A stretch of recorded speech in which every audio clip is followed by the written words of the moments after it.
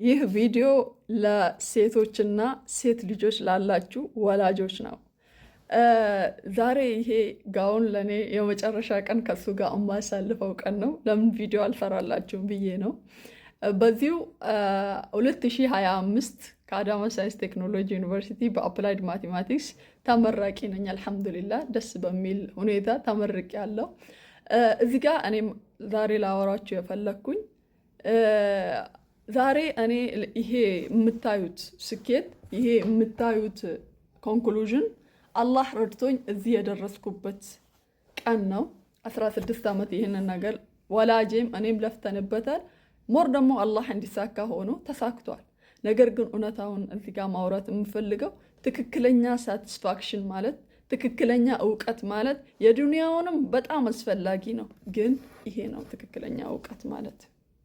እኔ እድሉ ቢሰጠኝና መሪ ብሆን ወይ ደግሞ የሆነ ቦታ ላይ ብሆን አንድ ሴት ልጅ ስለ እምነቷ ሰርተፊኬት ሳይኖራት ወደ ትዳር እንድትገባ አልጋብዛትም። ኢቨን መስፈርት ላደርግ እችላለሁ። ሸሪዓ ፍርድ ቤት ላይ ከመጋባታቸው በፊት የቁርአን ሂፍዝ ሰርተፊኬት፣ ሂፍዝ ማለት ቁርአንን ያወቀችበት ያሸመደደችበት አይደለም፣ ቢያንስ እስከ በቀራ የቀራችበትና አትሊስት አድሩሱል ሙሂማ ሊኩል ዓመቲል ኡማ የምትለውን ኪታብ እነዚህን ኪታቦች አውቃ ልታሳውቅበት በምትችለው ደረጃ ላይ ያለችን ሴት ብቻ ወደ ትዳር እንድትገባ አደርጋለሁ። ምክንያቱም ይሄንን የማደርግበት ትውልድን ለመቀየር ወንዶች በላይ ሴቶች ላይ መስራት ውጤታማ ስለሚያደርግ ነው። ይህንን እምለው ሁለቱን ኪታቦች ማክሲመም በ1 ዓመት መጨረስ ይቻላል። ሚኒመም በ4 ወር እስከ 6 ወር ድረስ ይህንን እውቀት አቺቭ ማድረግ ይቻላል። አንድ ሴት ልጅ ወደ ትዳር ፕሮፖዝ ከተደረገች በኋላ 1 ዓመት እንዲቀመጡና በዚች 1 ዓመት እንደዚህ አይነት ስልጠና ወስዶ ወደ ትዳር ቢገቡ አንደኛ ትዳራቸው የተሳካ ይሆናል፣ በደንብ ትዳራቸውን መምራት ይችላሉ። ሁለተኛ ደግሞ አዋቂ ኢንተለጀንት የሆኑ ትውልድን ማፍራት ይቻላል ማለት ነው። የብዙ ዓሊሞች የብዙ ፉቃሃዎች ልጆች አንዳንዴ ጠመው ዘፋኝ ሲሆኑ እናገኛቸዋለን። ግን አዋቂ የሆነች እናት ልጆች ደግሞ ብዙ ጊዜ ስኬታማ ናቸው። እናም ለመጥመም በጣም ይርቃሉ። ምክንያቱም ልጅ ከእናት አይለይም፣ ከእናት ስር ስለሚሆን እናት የምታደርገውን ደግሞ ወዲያው አንደርስታንድ አድርጎ ወደ ስራ ይቀይራል ማለት ነው። ስለዚህ ሴቶች እባካችሁ ይህ የዱንያ ስኬት ነው። አልሐምዱሊላህ ከተሳካ ቤስት ማድረጉ የተሻለ ነው። ግን ካልተሳካ ደግሞ ከሁሉ በላይ ስኬት ዱንያ ላይ አይተዋችሁም፣ አኽራም አይተዋችሁም፣ መቃብርም ውስጥ አይተዋችሁም። የሁለት ዓለም ደስታ ነው። እናም ደግሞ ሁሌም ከስትረስ እና ከተለያዩ በሽታዎች ነፃ ለመውጣት ከፈለጋችሁ ዲናችሁን እወቁ። ዱንያ ምን እንደሆነች ያን አንደርስታንድ ታደርጋላችሁ። ምንም የመጣ ነገር ወደ መጣው አይነዳችሁም።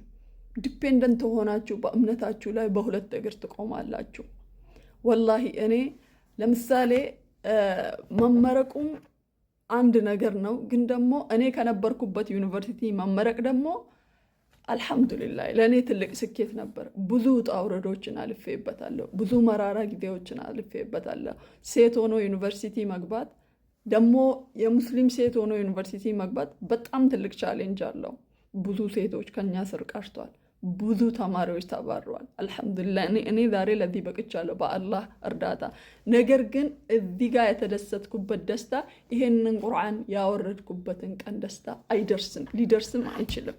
ስለዚህ ሴቶች የዱንያውንም አላህ እስካያሳየኝ ድረስ አይቻለም፣ የአኽራውንም ወይም ደግሞ የእምነትንም አይቻለሁ። እምነቱንም የአኽራውንም መያዙ የተሻለ ነው። ነገር ግን ፕራዮሪታይዝ አድርጋችሁ መያዝ ያለባችሁ ዲናችሁን ነው። ደግሞ ዘመኑል አኽር ላይ ነው ያለን አይደል? እንደ ሁሉ ነገር እየተገለባበጠበት ባለ ሰዓት ማለት ነው። እባካችሁን ዲናችሁን ወቁ። እንደፈለጋችሁ ኑር፣ እኔ ችግር የለብኝም። አለባበሳችሁ እንደፈለገ ይሁን፣ ስታይላችሁም እንደፈለገ ይሁን። አንድ ቀን ትቀየራላችሁ።